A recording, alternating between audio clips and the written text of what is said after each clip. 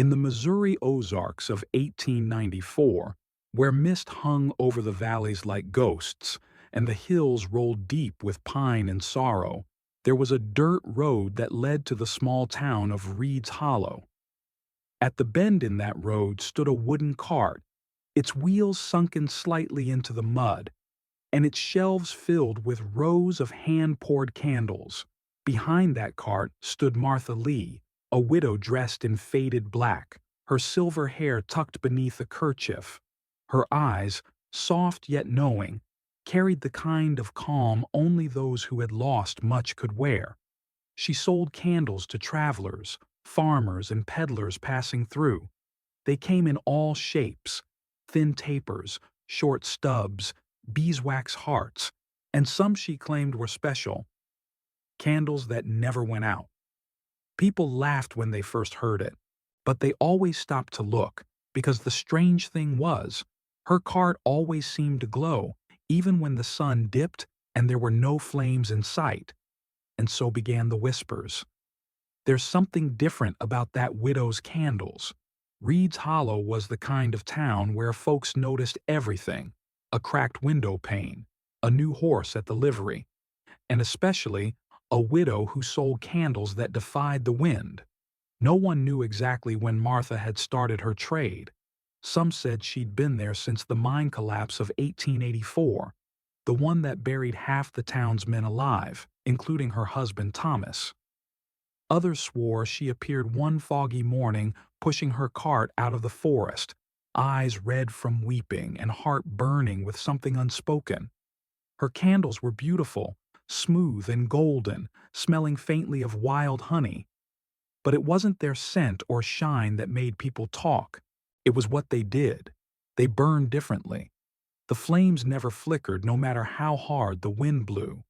The wax melted slow, like time itself hesitated around them.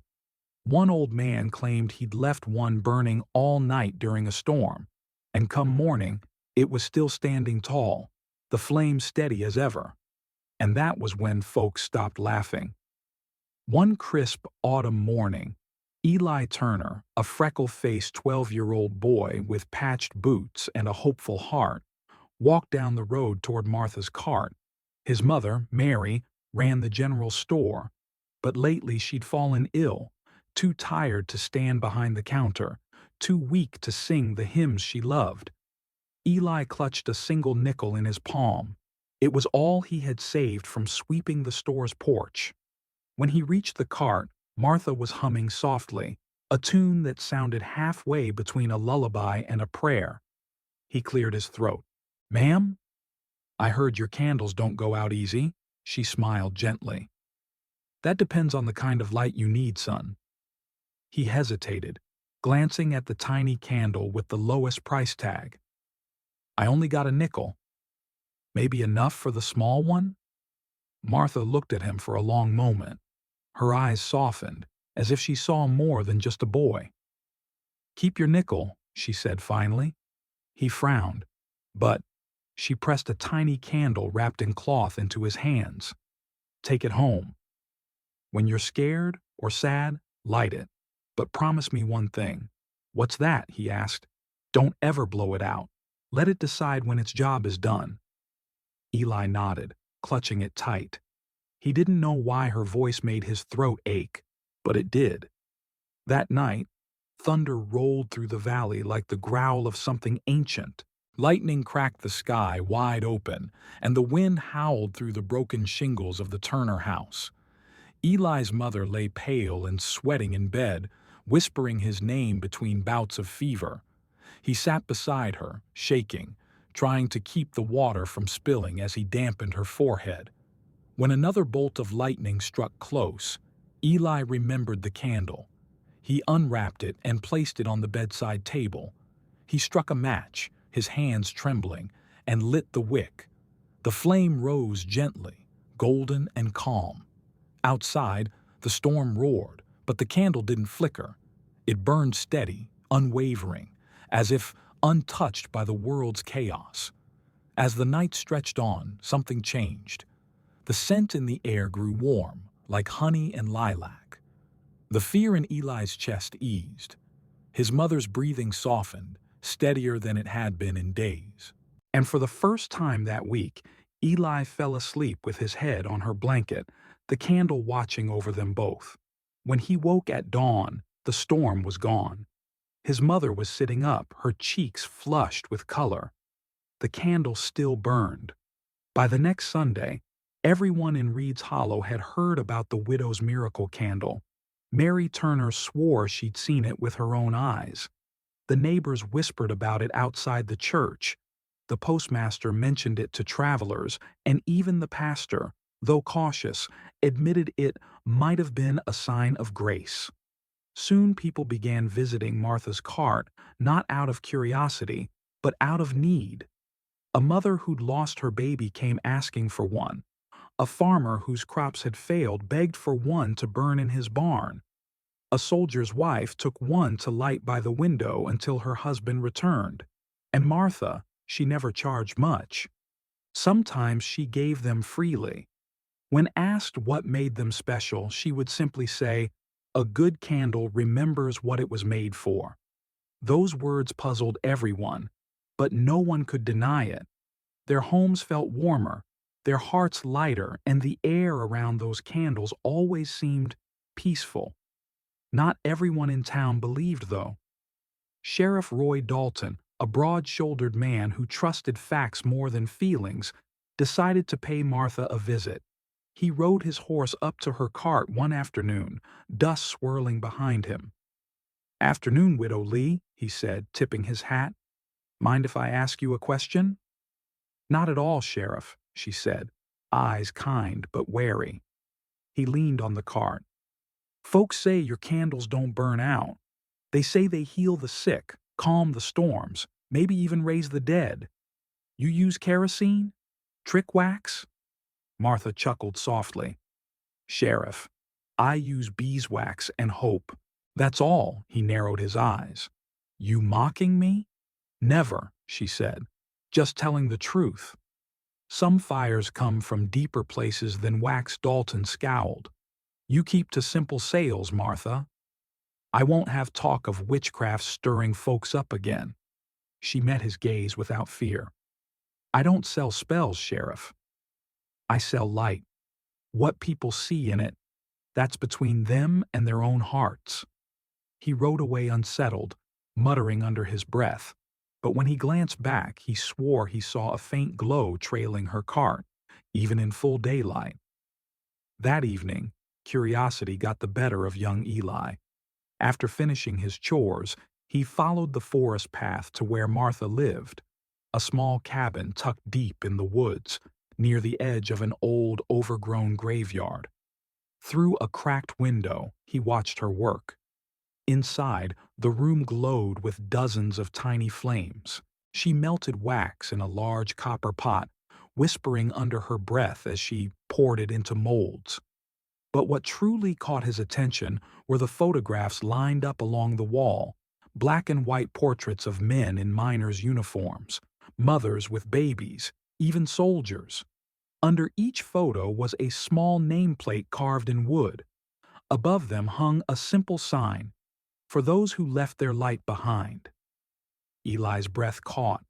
He realized every candle she made was for someone she had loved, or someone the town had lost.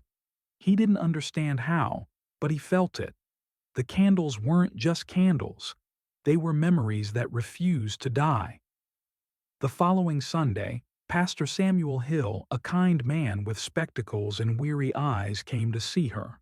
"Martha," he said gently, "people say your candles bring comfort, even miracles. But I must ask, what gives them such strength?" She smiled faintly. "Love, Reverend. Love that doesn't know how to quit." He hesitated. "That's a beautiful thought. But do you think it's holy love?"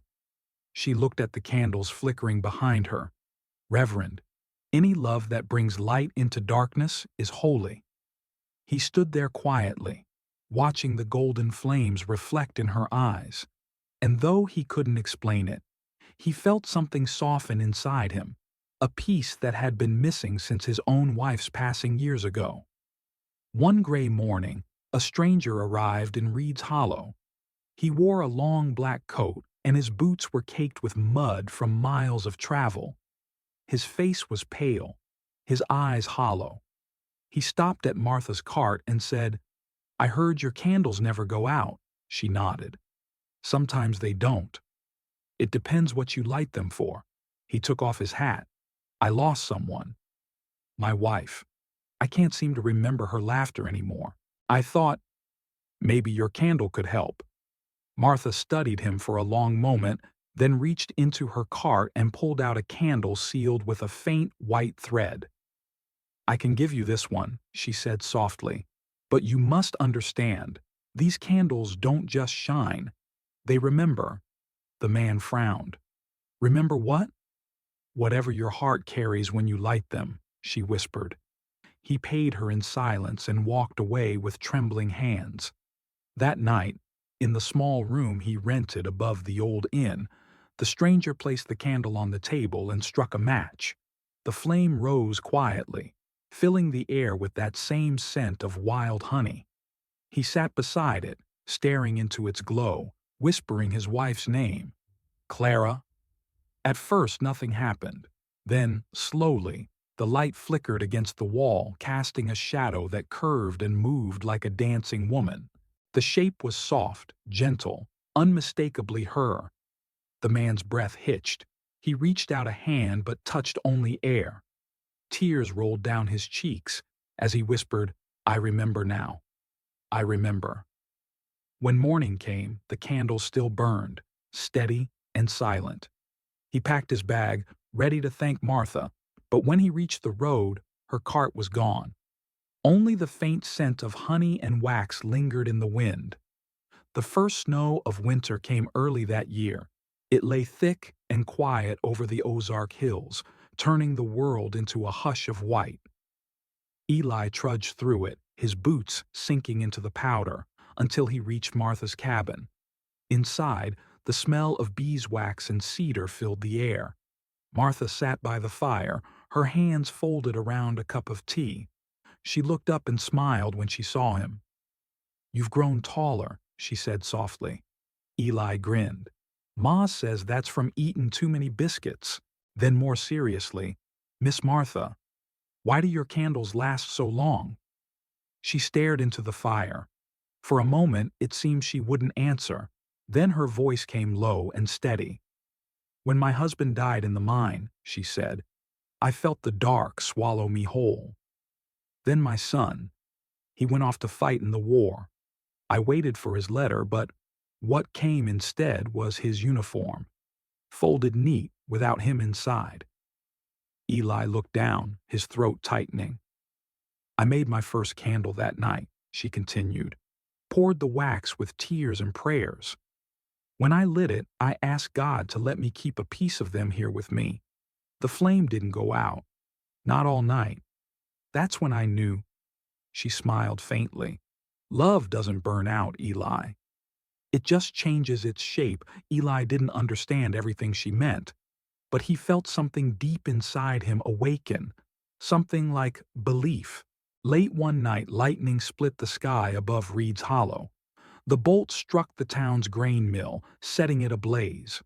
The dry timbers caught fast. Within minutes, fire roared up into the black sky. People ran through the streets, shouting, carrying buckets of water that evaporated before they hit the flames. Eli raced from his home toward the mill, heart pounding. He spotted Martha near the church, standing calmly despite the chaos, holding a single candle cupped in her hands. "Martha, you've got to get away," he shouted. She didn't move. Instead, she whispered, "Bring me another candle, Eli." He did as she asked, lighting it from hers. One by one, townsfolk gathered, first curious, then desperate, and began lighting their candles from hers too. It made no sense, but something happened. The flames from the burning mill began to dim, flicker, shrink. The air filled with the scent of honey and smoke. The wind died down. And when the last ember fell, the mill stood, blackened but not destroyed. The townspeople wept. Some fell to their knees. And above them, Martha stood in the faint glow of her candle, steady as hope itself. By sunrise, word of the miracle fire had spread to every farmhouse and chapel within miles. Reporters came from Springfield and Jefferson City, eager to hear about the widow whose candle stopped a storm. But Martha refused attention. It wasn't me, she told them. It was everyone who believed that light could still win. She returned to her cart, quietly selling candles to those who came, not for profit, but for peace. The townsfolk began calling her Saint Martha of the Light, though she always laughed at that. "I'm no saint," she'd say, "just a woman too stubborn to let the dark win." And that saying, "Don't let the dark win," became Reed's Hollow's unofficial motto. They carved it above the church door, printed it in hymn books, whispered it to their children when fear came knocking. Winter deepened, and Martha's health began to fade. Her hands, once steady as oak, trembled when she poured the wax. Her eyesight dimmed, and her steps grew slow. Eli visited her every afternoon after school. He'd chop wood, fetch water, and help mix the wax. One evening, as the snow fell soft and heavy outside, Martha handed him a small candle freshly molded. "Promise me, Eli," she said, her voice weak but warm. "When I'm gone, you'll keep the light going." He blinked back tears. "Don't talk like that. You're not going anywhere." She smiled sadly. "Everyone goes somewhere, son. The trick is leaving something that stays." He squeezed her hand. "How will I know what to do?" "You already know," she whispered. "It's not the wax or the wick that keeps a flame alive. It's the heart that lights it." A few weeks later, Eli arrived to find her cabin silent. The fire had burned down to ashes. On her workbench lay a single candle sealed with her initials, M.L., and a folded note beneath it. In her careful handwriting, it read, "Light this when you forget what hope feels like." He lit it that night inside the church. The candle's flame rose strong, golden, pure. Outside, a cold wind howled, rattling the stained glass. But inside, the light stood unmoved, painting the pews in warmth and calm. As he watched, Eli felt as if Martha were standing beside him again, whispering those same words. "Love doesn't burn out, Eli. It just changes its shape." He cried, not from sorrow, but from the quiet certainty that her light had simply gone somewhere else. Weeks passed. The people of Reed's Hollow came to the church often, just to see the candle. It burned day after day, never shrinking, never melting, its light always steady. Some called it a miracle. Others called it impossible. But none could deny what they felt when they stood before it. A warmth that went deeper than skin. Families who'd lost loved ones would visit, whispering names softly into the glow. Children would leave flowers on the steps. Travelers would stop, remove their hats, and bow their heads. It was as if Martha's spirit had chosen that flame as her home. And no matter the storms or the years, the candle never went out. Years rolled on. Eli grew into a man, then a father. He became the keeper of the old church, watching over that eternal flame just as Martha had asked. One spring afternoon, he decided to clean out her old cabin, untouched since her passing. Dust covered the shelves and cobwebs hung like lace in the corners. He found her journal tucked beneath a stack of wax molds. Its pages were yellowed but neat, filled with her small, looping handwriting. Each entry described a candle she had made, who it was for, what prayer she whispered as she poured it. He recognized many of the names: miners lost in the collapse, women widowed by war, children taken too soon. But one line caught his eye, written at the end of the book: "The flame lasts as long as someone remembers." He closed the journal slowly, his heart swelling with understanding. The candles were never magic. They were memory. molded by love and faith strong enough to defy the dark. Years later, one stormy evening, Eli sat alone in the church beside the still burning candle. His hair had turned gray, his hands rough from years of tending the light. He spoke softly, like a man speaking to an old friend. "Martha, I've done my best to keep it lit, but I wonder, do you still see it from wherever you are?" As the rain lashed against the windows, the flame wavered, then grew brighter. For a heartbeat, Eli saw her reflection in the glass, smiling softly, her eyes full of that same quiet strength. "You kept the promise," her voice seemed to whisper. "Now others will too."